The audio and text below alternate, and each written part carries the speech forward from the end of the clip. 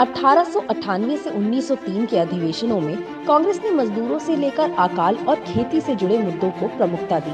1898 के कांग्रेस अधिवेशन की अध्यक्षता करते हुए आनंद मोहन बोस ने आजादी के आंदोलन में उत्साह भरते हुए कहा था कि लोगों ने अपने लिए, देश के लाखों गरीब लोगों के लिए सोचने का साहस किया है और इसके लिए वो सरकार की नाराजगी झेलने के लिए भी तैयार हैं। 1899 के अकाल के चलते भूखमरी और बीमारी से लाखों लोग और अनगिनत मवेशी मारे गए। संकट के दौर में अंग्रेज सरकार भी भारतीयों के प्रति उदासीन थी।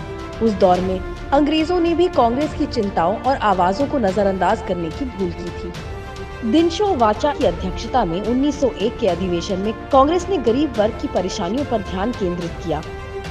कांग्रेस ने अपने प्रस्ताव में कृषि बैंकों के साथ साथ स्वदेशी कला और विनिर्माण के पुनरुद्धार और विकास की आवश्यकताओं पर जोर दिया।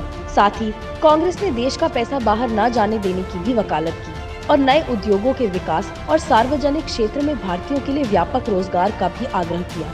लाल मोहन घोष की अध्यक्षता में 1903 के अधिवेशन में कांग्रेस ने राजस्व की कमी के मुद्दों को प्रमुखता से उठाया और भारत में ब्रिटिश सेना की मौजूदगी के चलते भारत के लाखों रुपयों और संसाधनों की बर्बादी पर सवाल खड़े किए। नागरिक किसी भी देश की सबसे मूल्यवान धरोहर होती है। अपने देश और देशवासियों के अधिकारों के लिए लड़ जाने का भाव ही आपको धरोहर के रूप में जिंदा रखता है। उस दौर में अंग्रेजों की आपदा में अत्याचार और अवसर वाली मानसिकता के खिलाफ खड़ी होने वाली कांग्रेस वर्तमान संकट में भी इसी मानसिकता के खिलाफ खड़ी है।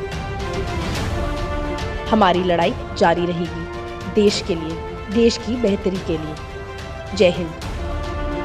अपने सुझावों के लिए हमें धरोहर@inc.in पर लिखें।